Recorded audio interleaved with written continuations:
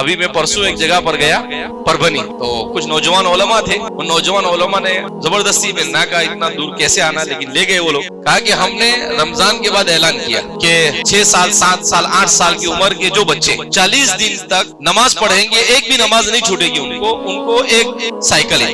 بڑا شہر ہے مسلمانوں کا. تو کہا کہ ہم نے 10 سائیکل لگے اور وہ ہم نے ڈائری تقسیم کیا کہ بھئی نماز پڑھنے کی، تاریخ لکھنے کی اور امام صاحب کی سائن لینے کہ بھئی ہاں جماعت کے ساتھ نماز پڑھی. تو ماشاءاللہ اس شہر میں کتنے بچوں نے نماز پڑھی معلوم؟ 260 سے زیادہ بچوں نے 40 دن میں ایک بھی نماز نہیں چھوڑی. تو وہ کہتے ہیں کہ ان بچوں، چھوٹے چھوٹے بچوں کو جو مسجد میں آتے ہوئے دیکھا تو نوجوانوں نے کہا کہ اللہ اتنے بچے، چھوٹے چھوٹے بچے نماز پڑھے، اپن کیوں نہیں پڑھے؟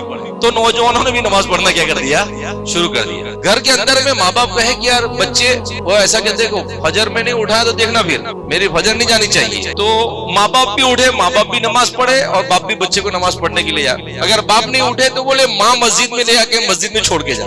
اچھا ہے جذبہ. تو کہا کہ ان بچوں کی برکت سے نوجوانوں میں بھی بہت ساروں میں نماز آ گئی اور ماں باپ بھی نماز پڑھنے لگ گئے تو نماز زندہ ہو گئی. اور جس دن مسلمان 100% نمازی بن جائیں گے، خدا پاک کی قسم دنیا کی کوئی طاقت مسلمان کا بال بکھا نہیں کر سکتی. ہم کو 100% نمازی بننا. کیسا بننا پڑے گا؟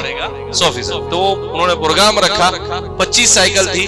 تو ایک آدمی نے کہا کہ بھائی ہماری مسجد میں جتنے بچے نے نماز پڑھی ان میں سے اگر 2 کو سائیکل ملی اور 10 کو نہیں ملی تو ہم مسجد والے مصلی مل کر ان کو دوسرے 10 کو سائیکل دیں. تو سب مسجد، مجھے ایسا لگتا ہے کہ شاید سبھی بچوں کو سائیکل مل گئی. تو پھر ان کو نماز کی اہمیت بتائی اور اس کے بعد میں نے کہا کہ بھائی دیکھو قربانی والوں ماشاءاللہ بہت اچھا کام کیا. اب ان بچوں کو کہا کہ اب 40 دن نہیں، ابھی پوری زندگی ایک بھی نماز نہیں جانی چاہیے. ان سے کہا کہ آپ بھی عہد کرو کہ انشاءاللہ آج کے بعد موت تک کے ایک بھی نماز ہم چھوڑیں گے نہیں. تو ماشاءاللہ سب مرد و عورت 10-15 ہزار لوگ تھے، سب نے عہد کیا کہ بھئی آج کے بعد ایک بھی نماز ہم چھوڑیں گے نہیں.